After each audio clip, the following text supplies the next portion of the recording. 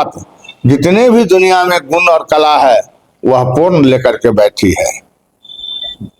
भक्ति स्वतंत्र सकल गुण खानी, अर्थात सब गुणों की खान है, सकल गुण खानी।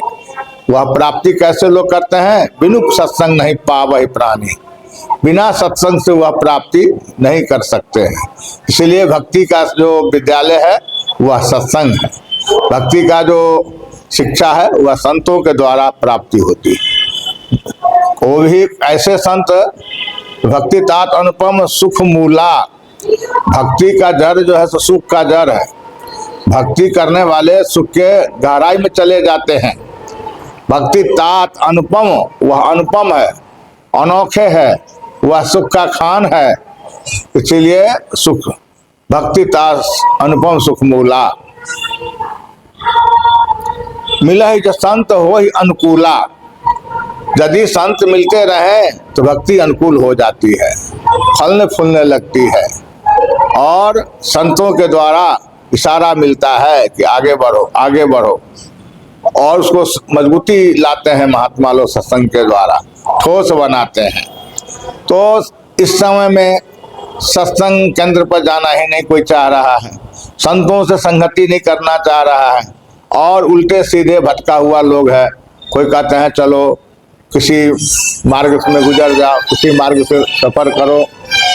जैसे कि बहुत ऐसे हमारे भारत में मिशन है जिस मिशन में कोई दम नहीं है, कोई ज्ञान नहीं है, और उस मिशन के पीछे लोग दौड़ लगा रहा है और उसमें कुछ जीवन पर्यंत धान कुरते कुरते कुरते कुरते चावल नहीं हाथ लगता है, बल्कि चावल के बदले भूसे मिलने लगता है। वही हाल इस समय में भक्त लोगों का है।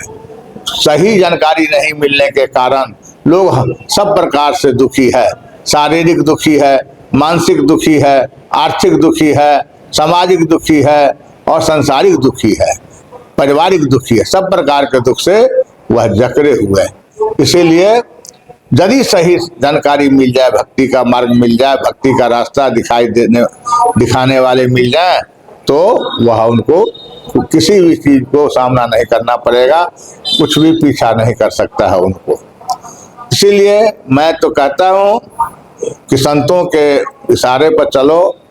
संत इस समय में भी उसमें भी कसौटी की विषय है, उस पकड़ की विषय है।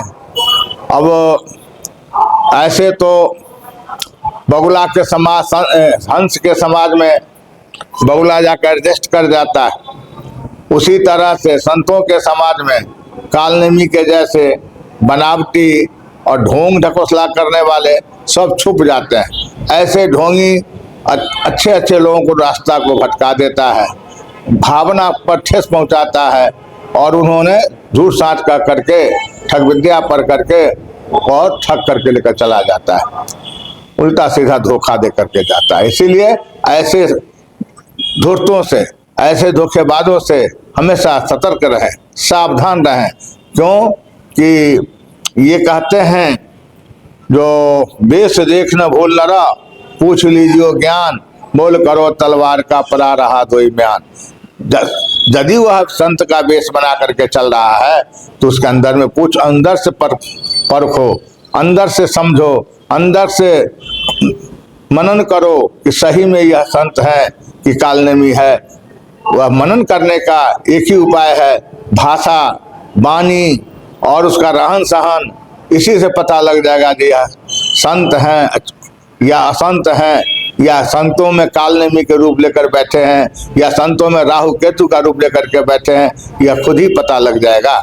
इसीलिए समझ बूझ करके किसी से संगत करो, और नहीं तो तुम हनुमान जी तो नहीं हो जो परख लोगे या उसको परख करके हत्या कर दोगे। ऐसा तो तुम्हारे पास में गुण और कला है ही नहीं। हनुमान जी में ही वह क्षमता थी जो पकड़ लेते थे कालनेमी को भी।